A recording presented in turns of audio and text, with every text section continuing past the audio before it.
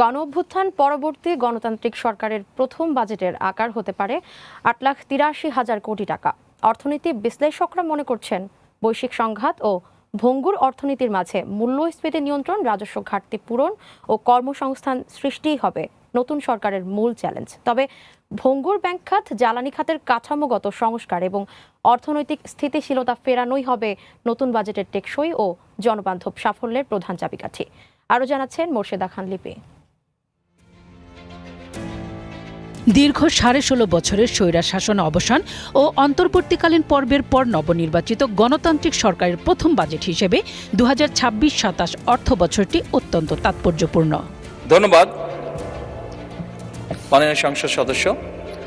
আপনি যে প্রশ্নটি করেছেন যে কতজন ২৪-এর গণ অভ্যুত্থানের জন আকাঙ্ক্ষা এবং নির্বাচনী ইশতেহারের মেলবন্ধনে একটি টেকসই ও জনবান্ধব অর্থনৈতিক রূপরেখা তৈরি করাই এই সরকারের প্রথম ১০০ দিনের সবচেয়ে বড় চ্যালেঞ্জ। প্রান্তিক পর্যায়ে নারীরা যারা পাচ্ছেন টাকা, নিশ্চয়ই তারা সিঙ্গাপুর বা বিভিন্ন দেশে টাকা পাচার করবে না। অর্থ মন্ত্রণালয়ের প্রাথমিক প্রাক্কল অনুযায়ী আগামী বাজেটের সম্ভাব্য আকার হতে পারে ৮,৮৩,০০০ কোটি টাকা, যা চলতি অর্থ বছরের তুলনায় প্রায় ৯৩,০০০ কোটি টাকা বেশি। বাজেটকে স্বচ্ছ ও অংশগ্রহণমূলক করতে এনবিআর ইতিমধ্যে অংশীজনদের সাথে দীর্ঘমেয়াদী প্রাক বাজেট আলোচনা শুরু করেছে। এনবিআর এর সক্ষমতা বাড়ানো দরকার।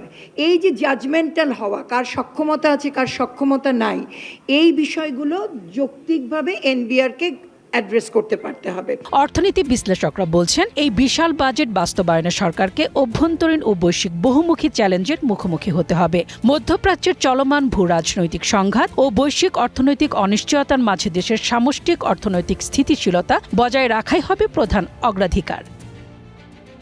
অর্থনীতিবিদদের মতে, ভঙ্গুর ব্যাংক খাত, জ্বালানি খাতের কাঠামোগত সংস্কার এবং অর্থনৈতিক স্থিতিশীলতা ফেরানোই হবে নতুন বাজেটের টেকসই ও জনবান্ধব সাফল্যের প্রধান চাবিকাঠি।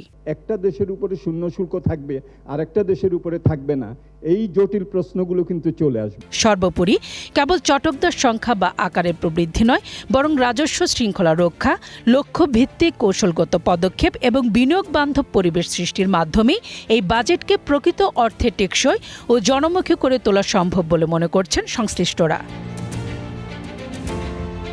মোর্শেদা খান লিপি, গ্রিন নিউজ ডেস্ক।